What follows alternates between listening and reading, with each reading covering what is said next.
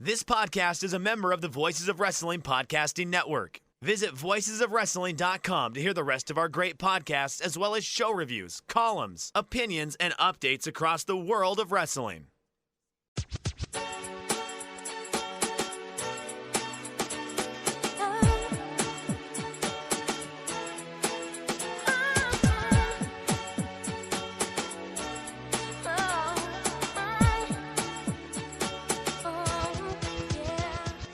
This is Everything Elite, presented by MyBookie, the world's best podcast devoted exclusively to all Elite Wrestling and the Elite Extended Universe. I'm Aaron Bentley. I'm one of your hosts. I'm joined by my brother, Slapjack, a.k.a. Nate, a.k.a. Epitasis. What's up, Nate? What's up, brother T-Bar? Here I am, about to retribute some stuff. That's what's going on. I hope nobody mocks you or I'll have to get mad. That's all my Slapjack knowledge. Okay, well, otherwise, how are you in your non-Slapjack perspective? Doing all right. Pretty hopped up on Dayquil at the moment, so I'm right in that initial rush. We'll see how that peters out through the rest of the show here. How are you doing? I'm doing okay. Had hell day, but I'm coming back. Had a leak in the basement, folks. Oh, no. Woke up to water everywhere. Spent the day trying to fix that, and I was successful. So congrats to me. We're also joined by another man who might need a little Dayquil. It's Mike Spears. How are you, Mike? Okay. The opportunity was right there. Mace Spears. You had it right there. Yeah. Complete the trio. Damn. Really Damn. letting me down. And it would have been an Iron Mace Spears. That would have Run it back. Do it again. Come on. Yeah. Take two. We're doing this live. This is staying in there. Give it to me again. We're also joined by my good friend Iron Mace Spears. What's up, Mace? Hey y'all, it's your old pal Iron Mace Spears. I'm glad that you got through the hell day. I mean, home ownership is wild and insane, and a lot of like random small things get you that you normally don't have to worry about.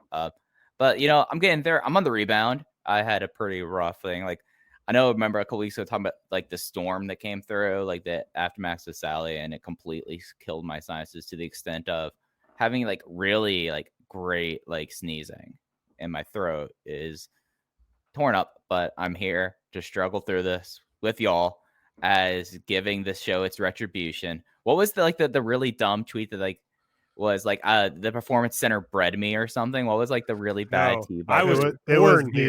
It was the Bane monologue from Batman 3. What's it called? Batman Rising? Dark Knight the Dark Knight Rises. That's what it's called. Yeah, it was the Bane monologue, but about the fucking Performance Center. Yeah, you can't kill me in a way that matters. I mean, you can never kill me. You can only get me so sinus written that you can't hear from me. You can strike down Iron Mace Spears, but you can't kill the idea of Iron Mace Spears. That's right. That's it. You can't kill the idea of your old pal. It'll exist forever. I'll be uploaded into the internet when I die to haunt everyone forever. So I was thinking about that last night. This was really good frame of mind. I was coolly in. It's super fucked up that in the Matrix there are just white collar office jobs where you have to sit there and fucking do nothing with your life, right? That's fucked up. That's what capitalism is doomed, the majority of us to anyway. But the Matrix, why can't you just let people have fantasy wish fulfillment if they're just being used as batteries anyway? Why does Neo have to be a office drone? That's fucked up stuff. Spoilers much. Spoilers on a 21-year-old movie. Yeah, baby. The robots, very inconsiderate by the robots. Never saw it. Wow. Yeah. Did you see Speed Racer though? No, haven't seen that either. Have you seen any Wachowski sister movies? Hit me with some other ones. Cloud Atlas. V for Vendetta, Cloud Atlas. Yeah, I've seen V for Vendetta. Cloud Atlas, no. Yikes. Yeah. Gotta catch you up. Yeah, sorry. Just wasn't my time. Did you play the Xbox original game, being the big gamer that you are, Enter the Matrix? I've hardly played anything ever on Xbox. I was never really an Xbox guy and never really had friends who were Xbox guys. What about the OVA, the Animatrix? No, can't say that I did. All right, I've run out of what Wachowski sisters content to propose to AB. My big gaming day was like Nintendo 64 and like original PlayStation. Matrix, good movie, worth the hype. Well, now I know what happens, so probably not going to watch it. It's kind of, it's been a little bit out there in the popular culture. It's become a pretty common touchstone for all sorts of things. I feel like you probably should have picked up on it by now. All right, I'll take the red pill and watch it. Right, there you go. Did that work? Was that good? I don't remember which pill is good or bad, but that does apply. Okay, excellent. I feel like I had another bit here, and I've lost the plot, so I guess I'll just move on. If you want to see other kind of half-formed thoughts, you can follow us on Twitter at everything AEW. I'm at Aaron Like the Car. Nate is at Epitasis. Mike is at Fuji Heya. Subscribe to the podcast, please. Give us a 5-star rating. Give us a review on the Apple Podcast app. And if you would like to support the show, you can do so by going to patreon.com/everythingelite. As is customary, we will be playing Elite or Delete on this show. We'll be running down week 51, episode 51 of Dynamite that happened this week. We'll talk about the ratings. And of course, we will talk about what's coming up on the next few weeks of Dynamite, what we know so far. We'll get into all that. But we'll start off with Elite or Delete. Delete! Elite! Delete! Elite! Delete! Elite! Elite! Delete! Elite! Delete! Stop! Delete! Nate, buddy. Actually, no, I think I do have a sense of how you thought about this show. So hit me with what your favorite part was. Okay. I feel like I haven't tipped my hand on my thoughts about the show generally. My favorite parts, I think, I'm going to give it to the 2 Chris Jericho character segments on this show. You had the Inner Circle confrontation with the Matt Hardy Private Party unit, and then you also had the Chris Jericho backstage advancing sort of his love-hate relationship with MJF. And I thought those were maybe the 2 strongest things on the show. I just thought both were pretty effective. It feels like it had been a long time since we saw even the shorthanded Inner Circle all together. Santana and Ortiz had kind of been spun off to do their feud with the Best Friends kind of separately. And, there's something really fun about that group together. So they played it really well with Chris Jericho, duping us on Sammy Guevara's return. That's always fun. And then the, Private Party, I thought, put in a pretty tough spot, I think, where they haven't gotten a lot of mic time, but they've got to kind of set up this comeback match for Isaiah Cassidy and Chris Jericho. Thought they were pretty competent there, even after, Matt Hardy fumbled a bit on his promo. And then the MJF and Chris Jericho dynamic is fun, and it's been consistent where they see too much of themselves in each other. So they kind of like each other, but they also kind of hate each other. And they do this recurring bit where they say things at the exact same time. And they played off just a little, fun joke the other week of them making fun of each other on Dynamite because they acknowledged what was on the TV show, which is novel. So yeah, I enjoyed those 2 segments. Out of the segments, I thought that MJF one was much stronger. For those 2 just have like a very kind of funny chemistry that I think the 2 of them play up pretty well together. And it's one of those things that the one thing that I appreciate, at least so far in the promotion, is they are totally okay with their heels acting like absolute geeks. Like the idea that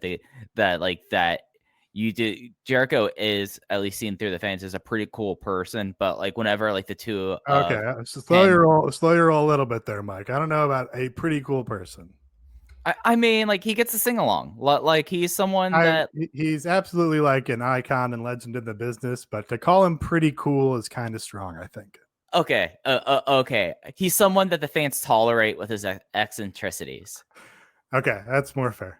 I think like that's the most blunt way of putting it there. And him and MJF play really well together. I do think that first segment, like the whole like situation of Private Party in this promotion has been like not building them really and just like thrusting them into situations that it's either sink or swim or they cater it around them. Like it's not like that there's like a slow build of Private Party. Whenever Private Party come out, there's like an expectation there that I feel like that it's not like that they have matches on Dynamite just so they can get ring work as two young guys in the business who need to have constant ring time to keep on improving. So they're constantly kind of like put into these positions that I think I don't want to say the word expose because that's unfair, because I feel like that Cassidy, like at the end of the promo, I was like, okay, this set this up pretty well. Like, I mean, the promo itself, you could tell that both Mark Quinn and Isaiah Cassidy aren't comfortable doing promos. So, but I feel like that having Jericho there really, like, I don't want to say like was a crutch, but was able to be like a focus, and it's something that like Jericho was pretty like helpful in a way. Like Jericho and other promotions could have just eaten up the young guys, and he didn't. And I feel like that he was like the stabilizing presence, especially with someone like Matt Hardy, who's not a promo guy either. Yeah, no, Jericho did a really good sell. I think of Isaiah calling him Le Champion bitch, which is like such a funny pro wrestling line, because it's like, you know, in pro wrestling it's a big pop and everywhere else is like, you call him Le Champion bitch. But Jericho sold it. I think like he was actually wounded. So yeah, he definitely contributed. I don't know. The thing about it is, like, I think the segment was pretty bad overall, like the Private Party segment. And I agree with what you said, Nate, that they put Private Party in like a pretty tough spot. And honestly, like, I think it's good that they put them in that spot. Like, they had to feel that it wasn't going that well. And I think that's like a great way for young guys like that to get better at it, you know? So I'm glad they did it that way. I don't think it was very good, but I think it's good for the growth of Private Party. So I'm not against it. Yeah, it was kind of an expectations things for me. You feel like, okay, Isaiah Cassidy goes out, he stops Mark Quinn from promoing, he stops Matt Hardy from promoing, and he cuts a fiery babyface promo on Chris Jericho to challenge him to a match. Also, this is the first time he's spoken in the ring on television. That's like a pretty big ask. And I was just like, oh, he's not rushing out there. He doesn't seem like he's stumbling over his words. He just was kind of patient with it. And I was like, that's probably the smart way to do it. Yeah. I'm not sure he, knew exactly what he wanted to do, but it's good to, like, in a performance aspect, it's good to feel that discomfort and, you figure things out from there.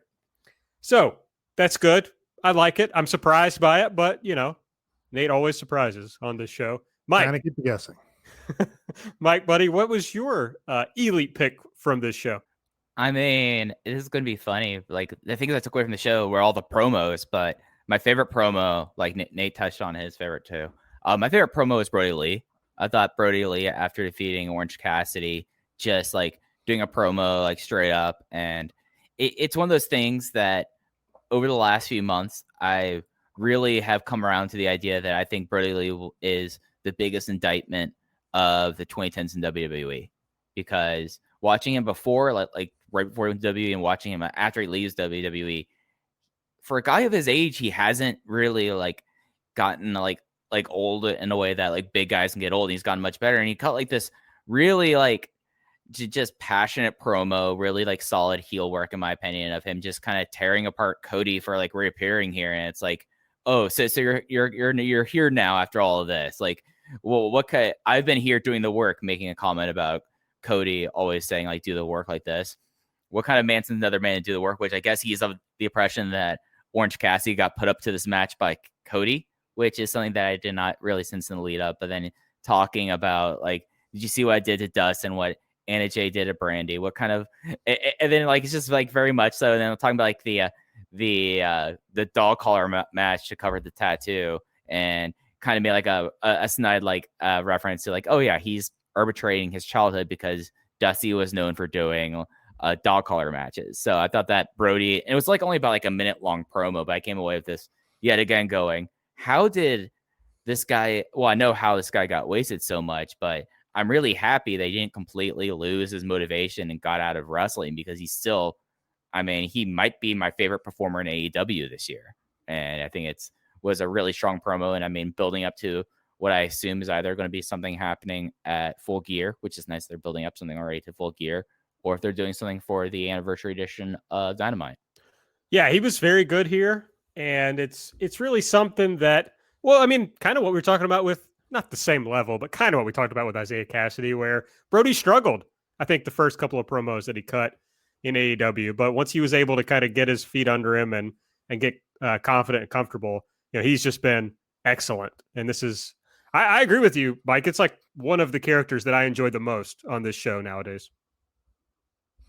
Yeah, it was good. It's kind of some fun, cheeky inside stuff or whatever in there too that gave you some fun stuff to chew on. Yeah, I was pretty happy with the return of Cody segment here overall. All right, my turn. I mean, I'm not going to surprise anyone here. It was Big Daddy Miro, baby, is my elite pick. I just thought, first of all, the guy's ripped to shit. He looks great. The blonde hair looks great. And yes, this match fell apart. There's no doubt about it. But everything Miro did was what people were clamoring for. He hit these big moves that looked pretty, crushing every time he hit one. I mean, he did almost kill his tag partner at one point when he threw him over the barricade. But I thought he looked like an ass kicker here, and it made me just more excited for the Miro run. So Miro continues to be my elite pick of the week. His leg injury was on television, right? That wasn't just a fight exclusive. Yes, No. It was on TV. Yeah, it was on TV. Yeah. He looked huge. He was really good on Sammy Guevara's vlog this week. So I was coming in on a Miro high. Very funny that he went to do his camel clutch Steiner recliner, and Jim Ross called it, "That's the accolade." And Excalibur was like, "No, that's the game over," which is very funny because he's the best gamer. It's very funny to be another gamer character. Also, not the most famous game over submission finisher in pro wrestling right now. Also very amusing. But yeah, kind of hard for me to say anything about the match one way or the other because, for a second there, I thought his leg was shot and, the whole thing was really going to fall to pieces.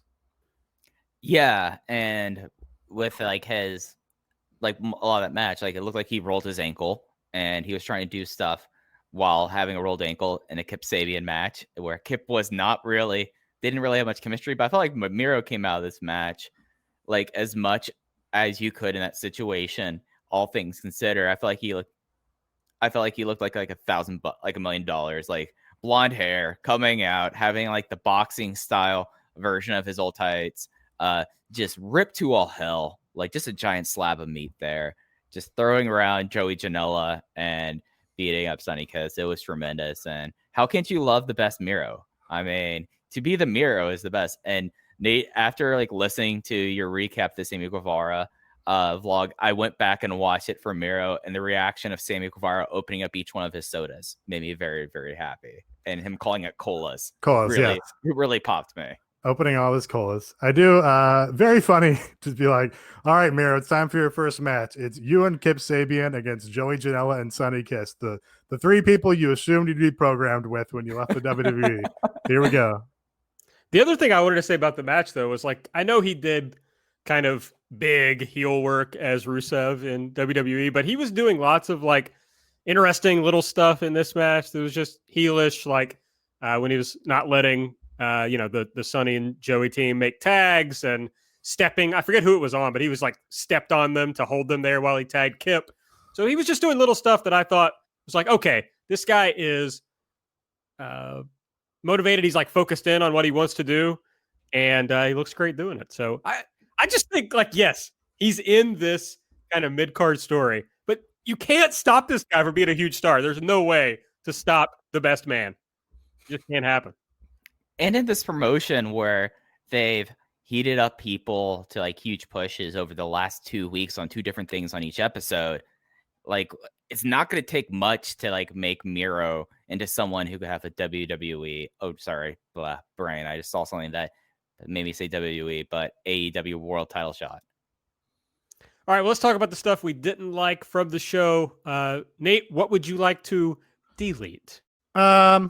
like to delete, I guess, the failure of AEW to construct the proper bubble here for the COVID situation. I guess, of course, had a report coming out of this show that there was some degree of COVID outbreak amongst the AEW roster. It sure seems like there's been a outbreak amongst wrestlers in general. We had a whole bunch of roster members that were not booked on the show for inclusive reasons. Lance Archer off the show for COVID reasons. And yeah, this was kind of inevitable. I think we said that it was inevitable when they continued to run shows and didn't do a real bubble, an NBA bubble, or even a Ring of Honor bubble. They instead, let their talent go and play shows at Sturgis.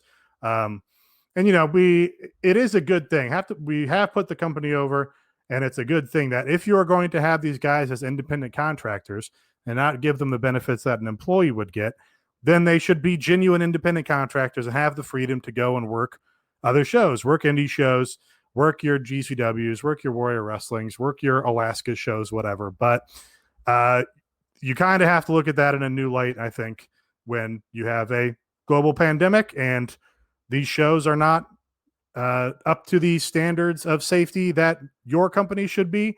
So it's great that AEW is doing some kind of test for their talent and their staff when they enter, but Warrior Wrestling is not doing a test, and Warrior Wrestling is having fucking meet and greets, which makes zero sense. So when you are, insulating all these people to meet a bunch of indie wrestling fans, and they're all sharing the same space, and then half those people are getting on a plane and coming to your show, it's just not it's inevitable. It's inevitable that people on your roster are going to have the virus, and it's going to fuck with your booking, and it's going to put people's lives at risk. It's going to put people in your company's lives at risk. You have elderly people in your company. And then, again, they're traveling, they're on planes, they're just continuing to spread the virus in general. So yeah, I delete all that. Yeah. And I feel like for months, my big thing is we don't even know what their protocol is. I feel like I've said that each time this has come up here. Like, the only stuff we've been able to ascertain is stuff from interviews and stuff that's come out of it. And the thing that's come out over the last 24 hours about this pretty much proves, like, unless you have a public protocol that says, this is what we're doing here are the steps. And one of the steps, as Nate, as you said, like, they are, for the most part, treated like true independent contractors to how the delineation is. But in this time right now, like, the collective's in like 2 weeks. The collective has Joey Janela all over it. There's other people on the roster or booked on the shows. The collective is in a larger armory fairgrounds in Indianapolis, Indiana. And this thing is like an old building. It's indoors. And how can you be all right or like have plans that it's like, hey, you want to go do these things? That's cool. We're writing you off TV for the next month. Like, just because of they were lucky that they were able to have an audible like this to make and the show has week to week been pretty solid coming out of All Out, but you just can't rely on that. Like, if you have people who are like this, like the whole, like with like Lance Archer's positive test, what happened there, it seems like if his story is true, I'm not questioning it, but it seems like, I mean, that's just general life in a pandemic that's only prevented by having a bubble. And it's been proven, at least through North American sports, that the one way you can make sure that you don't have any sort of interruptions, have a bubble. And we've said that ever since the start. And, until they really like readjust it, I think that this will be a problem that's going to be going on. It's going to be ongoing, and it will continue to go on there. And yeah, I mean, this is how they played their hand, and now we see the results. Yeah, I have two main issues. One is they clearly over the past several weeks have had people at ringside who are not wrestlers on the shows. Those people are generally masked, but I don't know who they are. They may just be staff members. If you look at like a Sammy G vlog, there are like people on Sammy G vlog who are like, staff members. And then I've recognized them in those first few rows. So you're right that we don't know for certain one way or the other. But I don't think they're fans off the street would be my guess. I hope not, but we don't know what kind of testing those people are getting. And then, we just find out today that the only thing they've been doing is a blood prick test, which is for antibodies, which tells you if someone has previously had the virus. It doesn't test for current infections. And that's all they've been doing. And then just this week, for the first time, they did at-home nasal swabs. So I think the reason, Mike, they didn't have a public protocol is because we would have shit on it. Everybody else would have shit on it. Because it's as they should. Yeah, it's like it's not a good way to test. I mean, think about, with Lance Archer. So he tested negative, according to what we understand, and they haven't made a public statement, which of course would clear this up. But it appears that he tested negative with the at-home nasal swab and then tested positive in the antibody test, which meant he had a previous infection, which means when he was there last week, he could have been passing it around the locker room. So, that's a concern. But yeah, those are my main two things. And I just think until they decide to bubble up, there's not a safe way to do it. But it also, makes me re-emphasize my take that it's safer from a coronavirus standpoint to go to these shows than it is to be on the shows. All right, Mike, what do you delete, bud? I'm deleting this FTR promo. Like the show had so many just promo stuff, which made sense considering, as Nate said, how they've changed plans for this show and how things were kind of done. It just felt like not necessarily on the fly, but like, okay, I guess now we're going to be doing this and that. And we could have Jericho and Private Party continue their thing this week versus in the future. They had FTR come out here and then talking about having championship challenges, which is something I've always kind of hated. Like you could have ways to have your champions in matches and just say they're non-title matches, or have them in trios matches, or have them in 8-man tags. But then like it's something that is like doing like it's a 20-minute draw that if it goes to a draw, then we automatically get the win. Like you have to beat us or we get a check in the winning column. And it's just like, all right, with what's going on with like the Bucks, and it seems like that they're going to draw out the Bucks just losing it. Like this is how they're filling the time with the tag team champions that desperately needs to do this. And then say like, oh, we're going to have a 20-minute match. And next week it's against SCU. Dude, does any of us like, hopefully it doesn't go the full 20 minutes. Other than that looks like, then that'd be obviously them just trying to eat up TV time.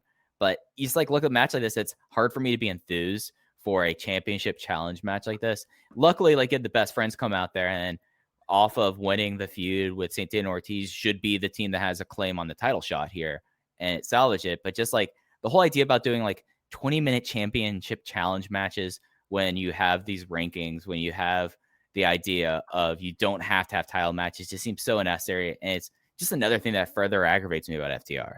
Yeah, I kind of checked out for the promo itself. I guess in terms of the concept, their whole thing is now that they love the rules so much. They love tag ropes and tag timers and this stuff, and they love those things because then they use the rules to their advantage to cheat or whatever. And this is another thing of, yeah, that's right, we're gonna get an advantage by way of having these specific rules. So I guess that's at least thematically appropriate, but yeah, just hard to, get much interest going underneath that. Yeah, they suck. That's my take. My delete, I almost switched this over to my elite pick, to be honest. It was a real struggle for me. But it's going to be Tortured Cody is going to be my delete pick. But it's brought me so much joy since it happened that it's hard to delete. But it's just like Cody. It's like Cody is the high school student who went away for the summer and found out about Alkaline Trio. And now he's come back for school with his new look. And it's just so fucking funny. I saw them like retweet something in my timeline. And just looking at him again with like the pocket watch and the black hair, it's just fucking amazing. But I got to give Cody credit for like reinventing, or not really reinventing himself. We'll see what it is, but like doing something. It's kind of like how CM Punk used to do like a different hairstyle when he changed characters, It's like at least a little something to keep him fresh, but it's so fucking funny. Yeah, I liked it. It's not funny. It is certainly funny to some extent. I just liked it. I was like, when he comes back, he has a new hair color, and people go wild, and that's funny. And I like it for that reason.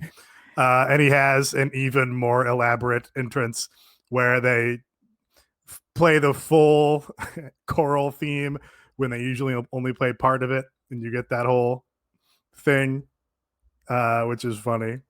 Yeah, I don't know.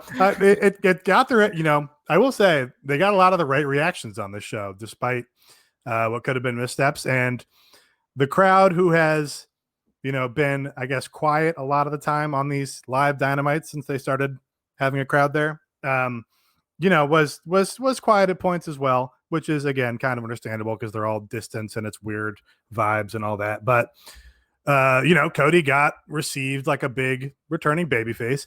And Brody Lee got like a Brody Lee sucks chant, which is like, I kind of thought that he was going to get a big face reaction just from the whole Dark Order thing on BTE. I thought people were going to, be cheering for the heel just because he was too entertaining.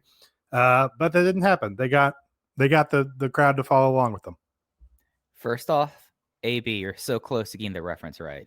It's not tortured Cody. No, that I'm not making a reference. I'm doing my own thing, Mike. Yeah. I don't have to steal other people. Tortured is a term that we like to use in like the mid 2000s to describe the kids who were really into basically Murder Brian. Yeah. So I'm just sticking with my own stuff.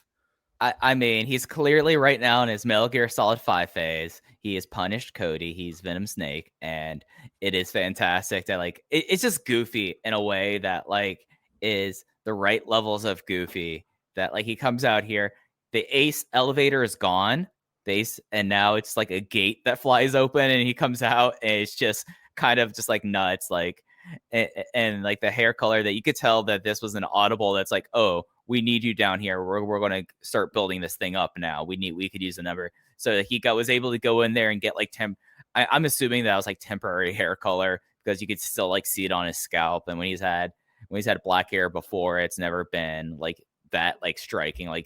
This was full on hexagon code for whatever pure black was his hair. It was tremendous. And then the wallet, the pocket watch chain was the thing that really that put it over the top, especially with the shiny loafers as well. It was the right levels of ridiculous, but Cody doing this, I mean, it's a good thing he's abandoned the Ace elevator because he's no longer the Ace, especially if we're getting punished Cody. He felt more like the Ace than he has in a bit to me. It was big. I was like, yeah, Cody's back. Look at those shiny ass loafers. Look at his hair. I'm going to be sick of him in 6 weeks. Yeah. But then he's going to smarten up and he's going to be like, gotta take a little break here. And then he's going to come back and be like, oh, it's Cody again. I thought at first he was just been reading his timeline too much and he had a chain wallet there, but no, I guess it turned out to be a pocket watch. Pocket watch. All right. Well, that's my pick, because Cody was just getting a little punished. You know what you need to punish? My bookie. You can make all the money that you lost on Weed Mouse's shitty pick last week. Come back this week. Go to my bookie. You know what? But luckily, when you made your pick on the Weed Mouse lock of the week, you did your 100% deposit match. So really, it was just free money that you lost last week. So it's all good. If you haven't done that yet, if you're a new customer, you receive 100% deposit match. You put in $100, you get $100. This goes up to $1,000. So that means you can be betting on NFL. That's back. College football's back. NBA playoffs, NHL playoffs, Major League Baseball, UFC. Lots of stuff going on. We do have a pick for you this week. This is the Weed Mouse / Daros pick of the week. Our good friend Daros. They are giving us the Titans +4 taking on the Vikings. This hurts me. I don't really watch the NFL anymore, but I was a Vikings fan. You were a Vikings fan? Really? Yeah, I grew up. Warren Moon was my favorite player, and he got traded to the Vikings, and I was like, all right, I'm all in. And that was just, or not long, a few years after that, they got Randy Moss, and I was like all the fucking way in because I love Randy Moss. So yeah, I'm a Purple People Eaters guy. So this hurts, but I want the listeners to make money. So Titans +4 at the Vikings at my bookie. Okay.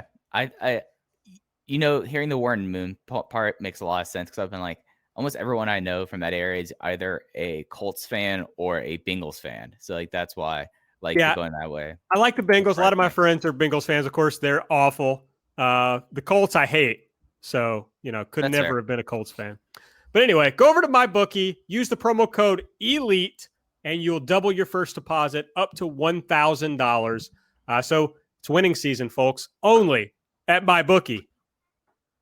All right, let's talk about the ratings a little bit. AEW basically staying in the same place they were last week, down slightly from 886,000 to 835,000. Big drop in the demo from 3rd to 9th with a 0.32, down just slightly from a 0.34. NXT was at 696, up barely from 689, but that was actually down in the demo, down to 38th with a 0.18. There's a lot of numbers here, Mike, so I could have fucked some of that up. No, but you got the point there. Yeah. This was a pretty much a bigger night sports-wise and also news-wise, and that really dominated the equation with everything. So as we've seen in the past, AEW fans are more likely to, if there's something more relevant to their lives on, they'll take that and then they'll catch up with AEW. The thing that I found pretty remarkable, and we didn't get a chance really to talk about this too much, but so this week was the late night Dynamite that was the make good for them moving around and being so accommodating to TNT because of the NBA playoffs. It finished 9th in the night, which when you could tell how things are right now and how basically had the same finish, but it had a 12:30 start. But this is something that probably ended up being really great for the West Coast, because TNT, to my knowledge, only has one feed. They don't do a simulcast or split feed where it's just like offset. So, and there's no repeats of Dynamite. So this was something that was in West Coast prime time, and they finished 9th with a 0.26 demo, 585,000 viewers starting at 12:30 at night. And again, with the West Coast thing, the thing I found that was really remarkable was they pulled a 0.35 men 18 to 49 on that late night Dynamite, and then a 0.28 people 25 through 54. Did have a very strong lead in with the playoffs happening, but I thought that was a pretty remarkable thing. But with AEW and NXT, but at least on Wednesday nights, this was kind of what he expected. And even though it was a little bit of a slip for AEW, I'm looking right now at the demo splits between the 26th and the 23rd. Not a huge amount of differences, I would say. Yeah, I mean, that late night Dynamite, it beat NXT in the demo easily, like by a lot. Pretty close in like total viewers coming on that late at night. It did have the playoff game, but then there's an hour-long post-game show before Dynamite started. So I thought it was pretty impressive. Yeah, it seems like the remarkable thing about this week is, AEW will retain some of that audience and just has a big loyal audience that will follow it wherever. Yeah. And we got to see it inside the NBA leading up to this. And Ernie Johnson has a good bit with him, like having all the predictions and having the whiteboard. It was like pulling down predictions that was going on at the end of this. I was like, Ernie Johnson has a pretty funny little bit there. And Charles Barkley did a shout out. He seemed to be the person who's most enthused that wrestling was coming on after the NBA, from inside the NBA. Well, Shaq's going to be on some point. That's a lock. Yeah, that's a lock. Absolutely. But yeah, kind of a interesting week looking at Tuesdays, but Wednesday stuff, kind of samey. We're about to enter year 2, and there's just like NXT's usually just kind of chugging along where it is, and AEW is either going up against basketball or going up against Monday Night Raw at this point. Yeah, well, guys like Ernie Johnson, Shaq, Kenny, they really fit in here because, as everyone knows, a lot of the identity that we have is wrapped up in our hair. Just thinking about 3 balding or bald guys on that show. From how it feels getting a fresh cut to the way it's perfectly styled before we go out. That's why when we get into our 20s and 30s, we start noticing the first signs of hair loss, and it feels like panic time. No guy's ever ready to go bald, but now there's Keeps, the simple and easy way to keep your hair. This wouldn't work for Ernie and Shaq and Charles because it's gone for them. It's already gone. Mm-hmm. Keeps is for guys who you still have hair, but you're starting to notice that it might be getting ready to go. 2 out of 3 guys experience some form of male pattern baldness by the time they're 35. So the best way to prevent that is to do something about it while you still have hair. You can get treated from home. You used to have to go to the doctor's office, but now you just visit a doctor online. Your medication is delivered right to you. They deliver it every 3 months. You don't have to go to the pharmacy. No awkward doctor visits. And of the 2 FDA-approved hair loss products out there, you might have tried them before, but never for this price. So you want to try Keeps and prevent you from losing your hair. It starts at just $10 a month. And for a limited time, you can get your first month's free. So all you got to do is go to keeps.com/elite to receive your first month of treatment for free. That's KEEPS.com/elite. All right, let's move into talking about episode 51 of Dynamite. I guess they're going to give us the anniversary show in a few weeks, but technically next week will be the 1 year anniversary of Dynamite. So they, of course, as is befitting such a time, Penelope Ford and Kip Sabian are the first people we see on the screen. They come out, and Kip says it's time for what everyone's been waiting for, the in-ring debut of the most handsome man ever, the best man, Miro. We get a great Miro entrance and a Joey inset promo where he very uncomfortably says Kip is making a mistake marrying Penelope. I like the Joey inset promo. This is a better Joey energy than we've gotten sometimes in this promotion, because they just shot it. They shot it up against a grated door like you're going to have in a stadium area or whatever. They just cast some neon lights on it, and it's like, yeah, there you go. Sonny's there, just like, I don't know, just adding to the aesthetic overall, I suppose. And it's just like, yeah, that's how you should be presenting Joey. Even just having a grate with some lights on it is like, yes, that's like the bad boy Kavinsky energy there. And this was like a fun use of that time that you needed to kind of like build up, like, okay, why is this happening here? Especially with the idea that you're getting Miro and Kip Sabian, especially for Janela and Kiss, they were able to kind of give their motivations of this. I like inset promos, and especially for something that seems like it's tacked onto the show, having an inset promo did a lot to get at least their motivations across. Like that was pretty solid. And then, then the match happened. And ultimately, Miro and Kip Sabian defeated Joey Janela and Sonny Kiss. Miro submitted Sonny with the game over. Is Kenta going to call out Miro, do we think? He should. Oh, that'd be a good match. I'd like to see that match. I mean, Miro's got the New Japan exception, so. Oh, that's right. We actually could see Miro versus Kenta. I'm now imagining Miro as the best man Miro in New Japan, and just like how wild it is, like showing up ice, just dripped out with like blonde hair. Nobody in Japan would push back against the dude wearing Disney X Gucci. They'd be like, oh, yeah, here's a fucking superstar. He'd be a star immediately. I mean, they love fashionable wrestlers and they love Disney. I mean, it goes across like this. I mean, I saw a photo of a guy in Dragon Gate yesterday who had like this giant Supreme motorcycle jacket on. Had to cost at least like $3,000. Dude was looking sick as hell. Like, they'd appreciate that. Next up, we had Eddie Kingston come out, and his main purpose here is to let everyone know that if they haven't been following along on social media, he and Jon Moxley are going to wrestle tonight for the World Championship. He gets back over his story that he was never eliminated from the Casino Battle Royale. Plus, he deserves this after 18 years. Then he cuts this promo where it's like, man, Eddie Kingston took something that was literally ice cold, had no build for it except for a few tweets, and then made it a fucking blood feud in about 5 seconds. He says he and Mox used to be cut from the same cloth, but Mox sold out and went to the world of the sports entertainers. He never did. He stayed with the fighters, the outlaws, and didn't sell his soul to the devil. He says, before I beat you, Mox, I want to look into the entertainer's eyes. Where are you, sports entertainer? Mox music hits. They get in each other's face. They get broken up, but it's like, all right, I'm fucking fired up for this match already. Yeah, almost ashamed to burn this on a hot-shotted title challenge, but it was great. This was actually probably the best thing on the show, but I thought somebody else was going to say it, so I didn't pick it.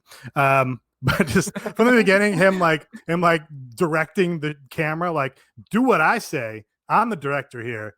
That's fantastic. And then, yeah, he just cuts a truthful promo on Jon Moxley about how you sold your soul to the devil, and it's a great way to heat this up.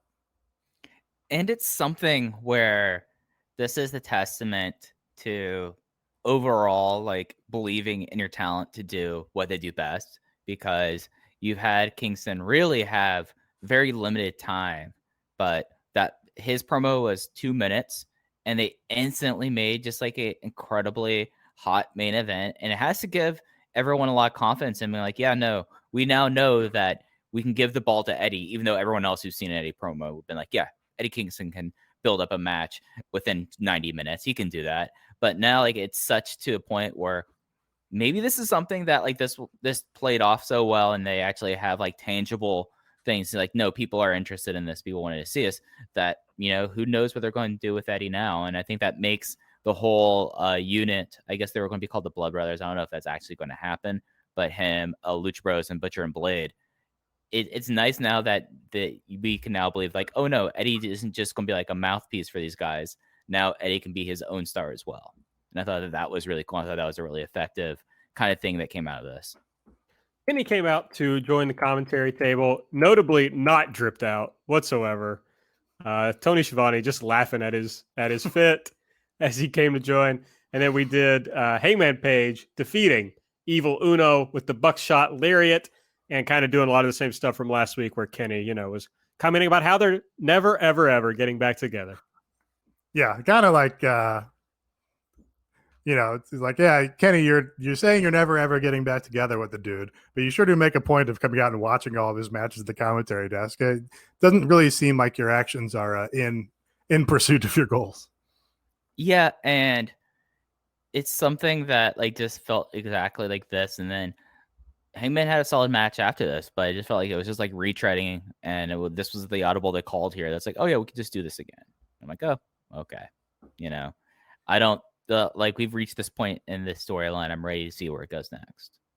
Yeah, Hangman was interesting for like a second or two, and now it's like, well, this is boring. I don't really care about this. Yeah, I mean that's just the Bentley roller coaster. That's true. Every story goes on. That's true. I don't like things that you don't like 1 week of treading water, or no. Yeah, I don't like stalling out at all. Yeah. All right, next up, you need to milk stuff a little bit. See, I don't I'm not saying this was particular. This was not well milked. I've seen better milked cows in my day. Sure, but I'm not, totally opposed to just treading water for a week when necessary. I'm a Mike Spears guy. I need my beats. I need another beat in the story, but I just wasn't so lucky here. You just have to keep things moving, but keep things moving in a way that this wasn't like milk. This was like cottage cheese, you know? Oh, wow. Really pulled it together there. I forgot where this was. I was gonna make a reference. JR made a line sometime on the show talking about like weights and saying like this, like he's been to stock shows, and that's probably not his real way. Oh, it's about Brody Lee when he said that. It was like the best JR line that he's had in a couple months. That cracked me up because he was right about that.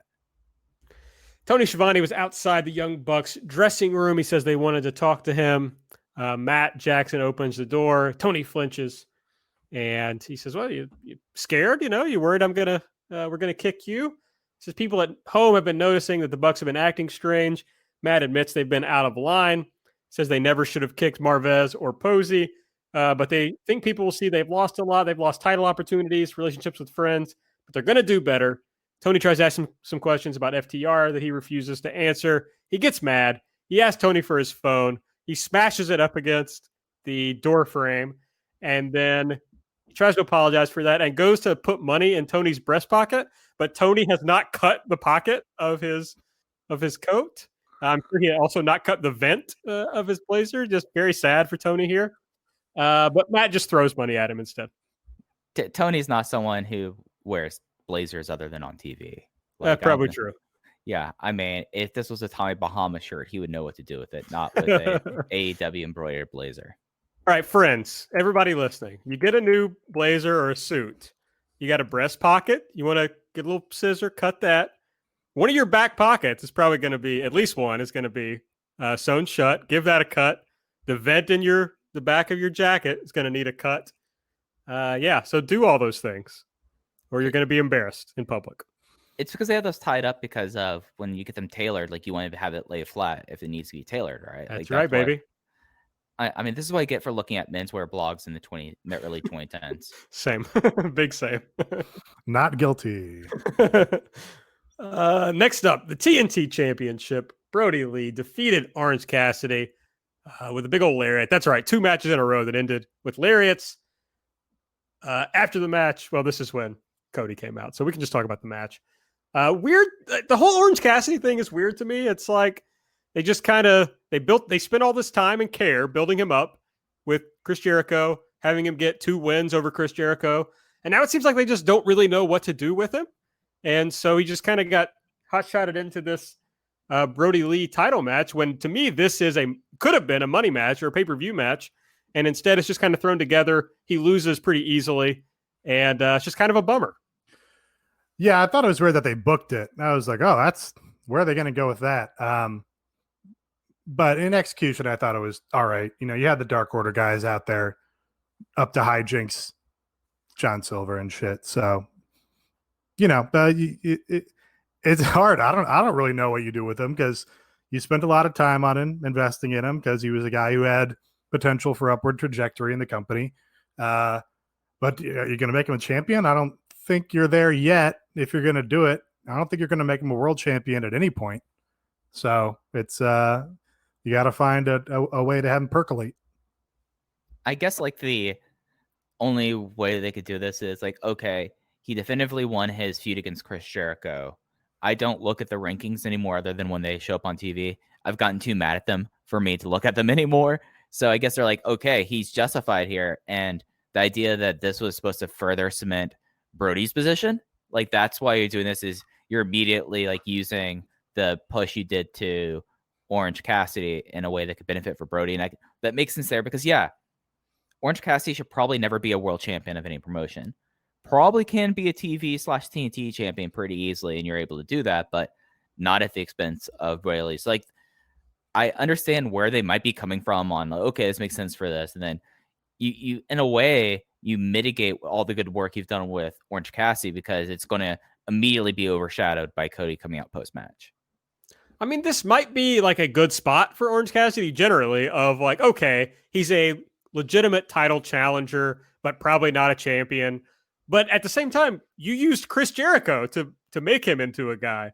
So it seems like that might have been wasted. You probably could have gotten him to this level otherwise. Although I guess I'm counter-arguing myself of, well, with a comedy wrestler like Orange Cassidy, maybe it takes him getting a win over someone like Chris Jericho to even be acceptable at this level. So, all right, I'm willing to let this one play out now that I've argued with myself on all sides of this.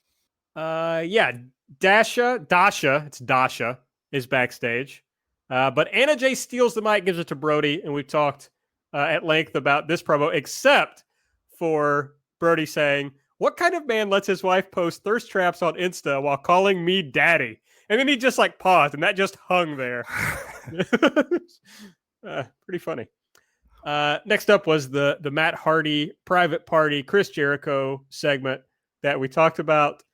I made a slapjack note in this, but we've already talked about it. The FTR thing was next, which we've also discussed. The funny thing about this was that Dax apparently really badly wanted to say the phrase backyard comedic wrestling. And so he said it was a glorified backyard wrestling match, but then Best Friends music hits and you just hear Dax yell, backyard comedic wrestling over the mic. Like, I got to get that line out. Yeah, that was good.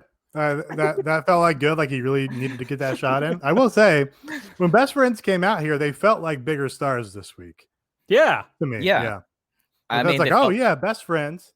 Hell yeah, here we go. And I think this promotion does not do a lot of we're booking this match on the fly shit. Like that's every episode of Raw is every match is booked on the fly based on whatever angle or skit we played out earlier.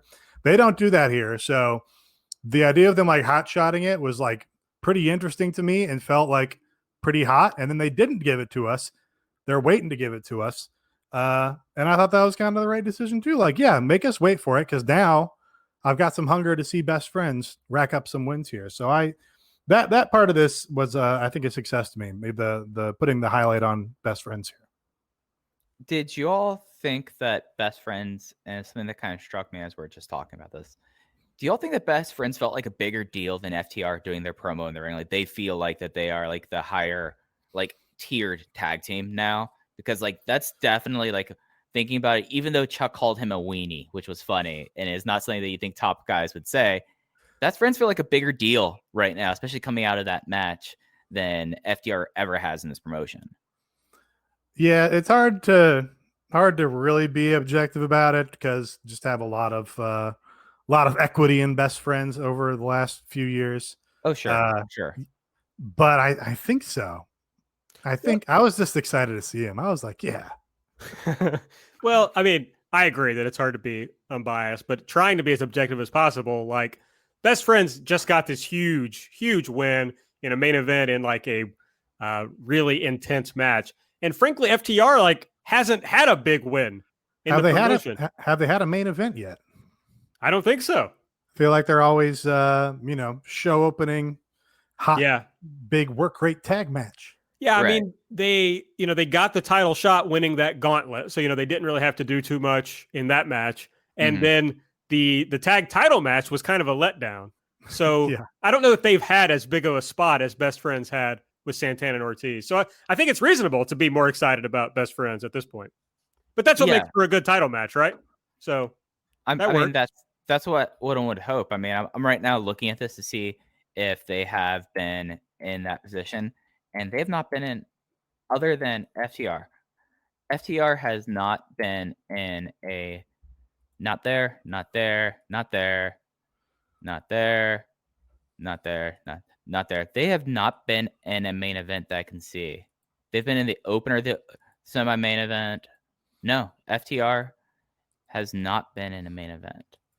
Yeah, so that makes sense. But like, assuming that they're going to beat Best Friends, like it's actually very helpful. I mean, you would like FTR to feel like a bigger deal, but it's very helpful to have built Best Friends to feel like a big deal. So when FTR beats them, that should help out FTR, but we'll see how it plays out. But it doesn't. They just teased on BTE the Young Bucks and FTR revival match that was so anticipated however many years ago.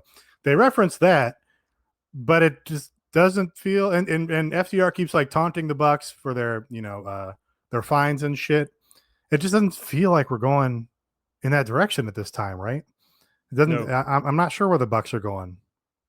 No, and they should definitely hold it off anyway. I mean, that should be like, if they can make FTR feel like a big deal in this promotion, then that should be a massive match at Double or Nothing next time, maybe.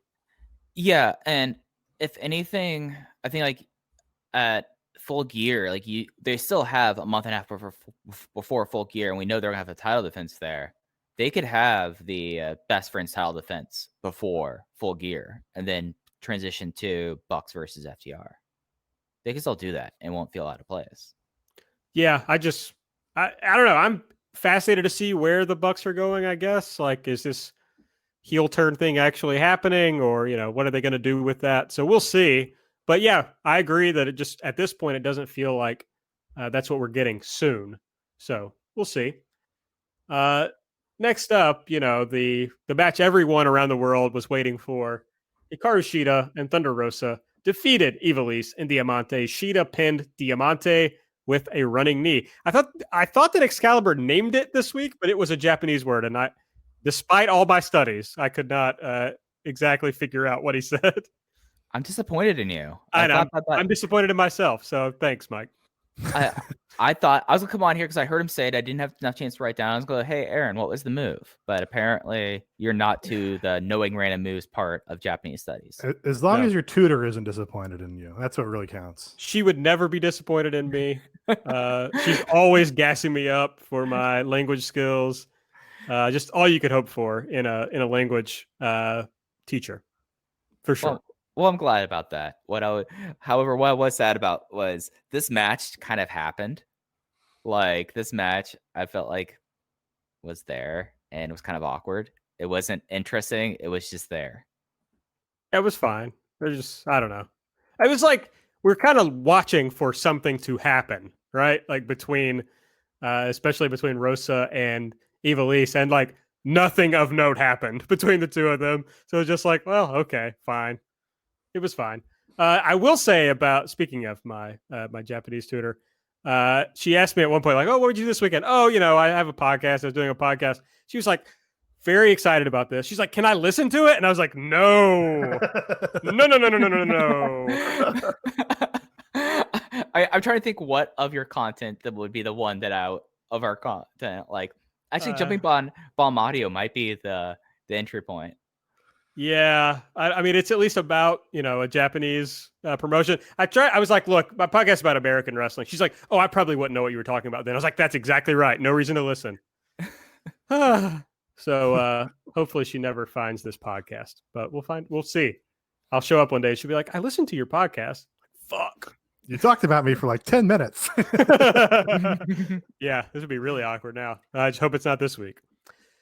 Yeah, and then of course the Chris Jericho and MJF thing happened that we discussed, and then we had the main event for the AEW title. Jon Moxley, the champion, retaining, defeating Eddie Kingston. Eddie passed out in a bulldog choke. After the match, the Lucha Bros came out and attacked Mox. Will Hobbs, big willpower, made the save. Lucha Bros got the advantage, but Darby came out to help. Then Ricky Starks came out and speared Darby. And then we basically have Eddie, the Lucha Bros, and Team Taz beating everybody down for what felt like a very long time as the show ends.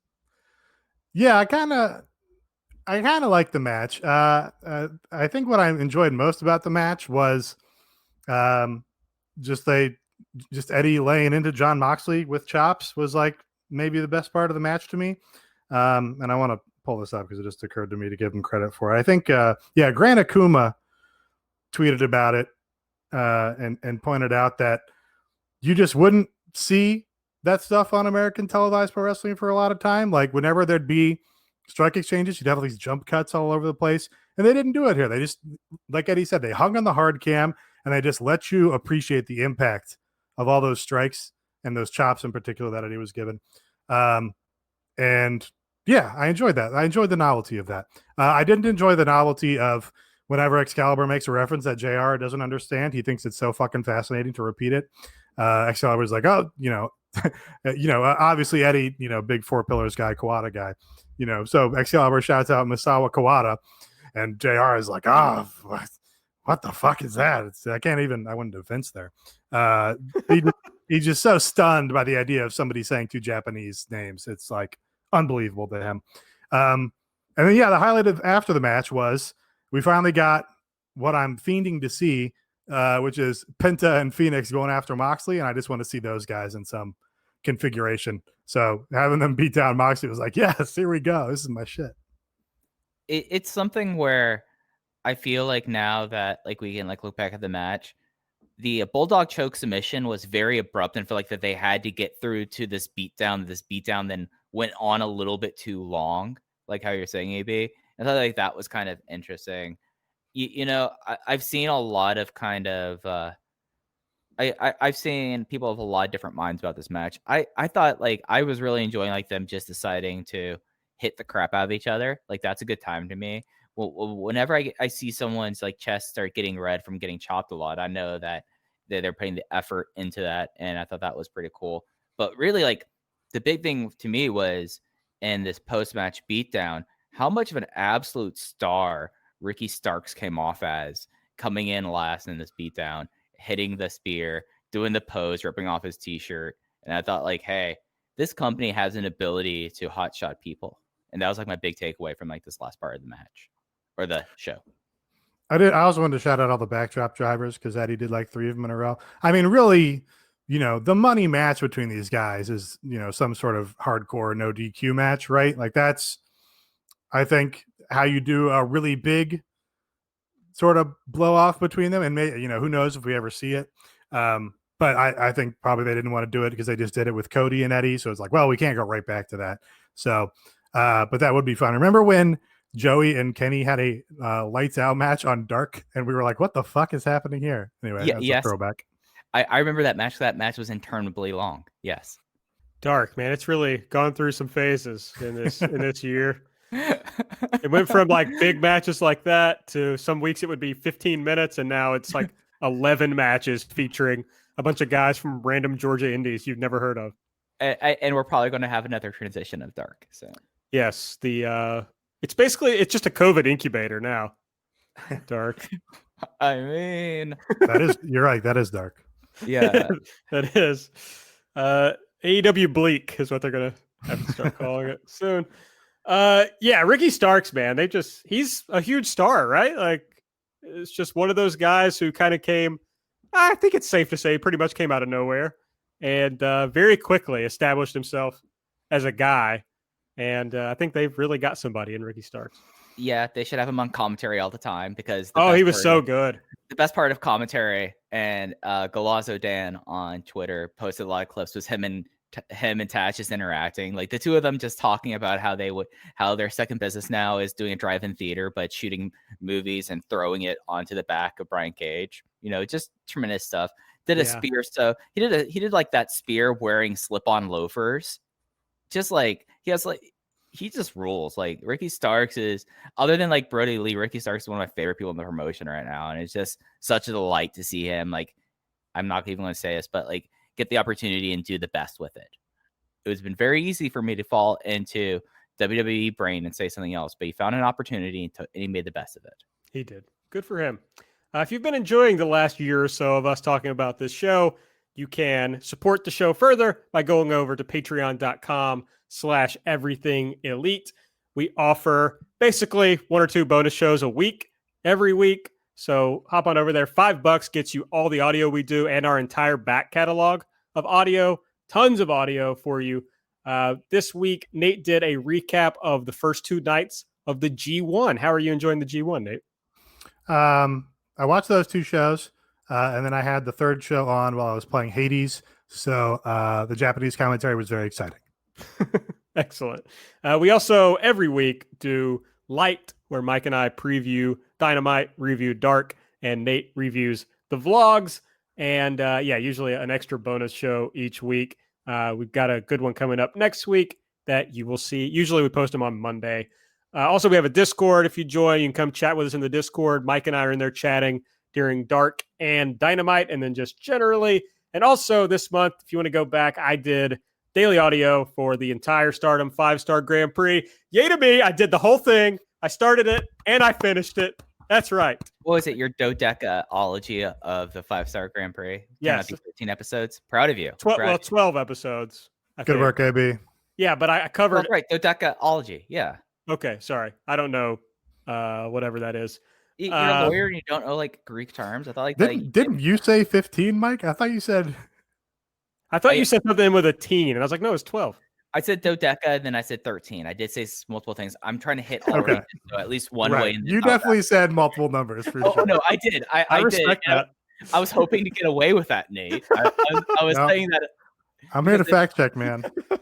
Well, I first said dodecaology, and I might be wrong about the Greek word there. I'm checking right now to make sure that was correct about this. Well, I covered literally every match of Stardom's 5-Star Grand Prix, so go check that out. It was a lot of fun, and we do kind of extra stuff from time to time too. So patreon.com/everythingelite.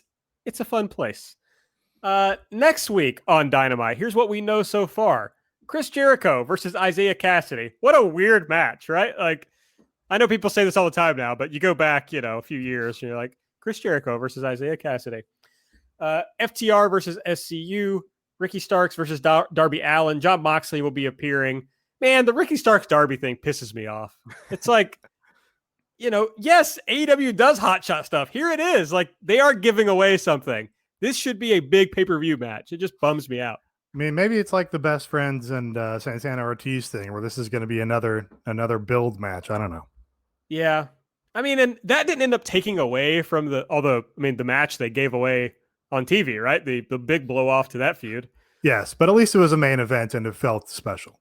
Yeah. I mean, I guess the thing about this is that Ricky Starks and Darby Allin can be a big match down the road. So, Hey, it could be, we could have another career rival for Darby here. You get Ricky Starks into the Darby and Sammy mix. Like, that's a fun trio to watch going forward. I mean, the new 4 holy pillars could be Ricky Starks, Darby Allin, MJF, and Jungle Boy. I mean, that's what we could be talking about in this. Is like these were the 4 people that like you did these matches when they were doing on the come up, and then when you go look at Double or Nothing 8 or 9, you know, like then you get to like have like this nice like DVD comp set in a way. They told us that on October 7. So what's next week? That makes next week the last day of September, the 31st, or the 31 days, half September. Is that right?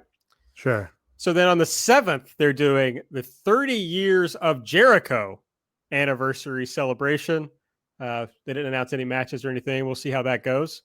And then on the 14th, the AEW men's world title, Jon Moxley taking on Lance Archer. So Archer is one of the guys who tested positive for COVID. So we lost that big 6-man, but we're still getting this match in a few weeks. What, three Dynamites from now? Yeah, the next set of tapings, it was kind of announced by Sean Ross Sapp that they didn't. The next episode will be taped, so all the people who were off this week's show will not be on next week's show. It's going to be taped tomorrow, so he'll be back for the next set of tapings. I'm wondering though, with like that would be the second match of that tapings. Looking at the calendar, because this week was live. Next week, which is the 1st, it's not the 31st. Bentley, there's no September 31st. Then how is the next show on the 7th? I don't know. No, the 30th. The shows are on, or not, was not today. The show was yesterday. Yes. Oh, that's right. That's on where me. I'm fucking up. Well, it's also on me too. By the way, I was right about Dodeca. That is 12. Nice. So good for me. You were kind of right. Because you did say 13. I was right first, and then I erased it. Tried to like do the smudge line on the standardized. You voted for it before you voted against it. I see. Exactly. It's a baker's dodecology. Nate, I'm sorry for interrupting that joke because it was very good. Yeah, no, you blew it. It's fine. Yeah, I was trying to bring back some 2004 presidential politics. Yeah, really juicy stuff there. I was really excited. Swift boat veterans for truth. Everybody's craving the references. They are. Oh man. Woo. Okay, so that's what's going to be going on Dynamite for the next several weeks. We'll be here to talk about it. Is there anything else that we didn't discuss, gentlemen? I mean, I got nothing. Okay. No, it is neat that they're doing a Jericho 30th anniversary thing. Yeah. It's nice to have little things like that. You know, New Japan always does guys to have a special anniversary match or event, and that'd be a nice thing for American wrestling to have because we've never had that. So that'd be cool. Who are some people that could show up on the 30th anniversary celebration? Well, I would have liked to see the Thrill Seekers versus the Young Bucks for this match, but I don't think Lance Storm can work in the U.S. at the moment. No, that's why that's why he thinks he left WWE, is because he was not going to cross back over the border. Yeah. So, Dean needs to defend his DDT Iron Man Heavy Metalweight Championship. On Sammy G Vlog, it was suggested that he was politicking and may have left Jacksonville with the strap to avoid dropping it. So maybe Jericho can win the belt from him on that show. I mean, the one person that he has like a really cool history that having someone like Excalibur there to talk about, and I think that also Tony Schiavone is aware of, but there's no way he can get in the country, is getting Jericho versus Ultimo Dragon would be the one that would be really cool, because those were the matches that put Jericho on the map in Pro Wrestling War or Wrestle and Romance, if you want to use the older name of it. So I feel like that would be a cool thing. Like, I'm gonna be real interested what they try to do about this. Like, could you get away with like having Tracy Smothers on TV? I mean, what it's really probably going to be is like his championship celebration where he had like his dad in a box. That's probably what it's going to be. Yeah, it's going to be a giant set piece promo. Yeah. Unfortunately, like almost all the guys he had big moments with are in WWE or are like closely affiliated with WWE. I mean, Steve Austin is not going to show up on AEW. I'd be shocked. I mean, that'd be excellent if he did. I mean, if he was smart, if The Rock had smarter management, he'd stop showing up on WWE. He's hurting the brand. That's true. So maybe Rock should send in a video.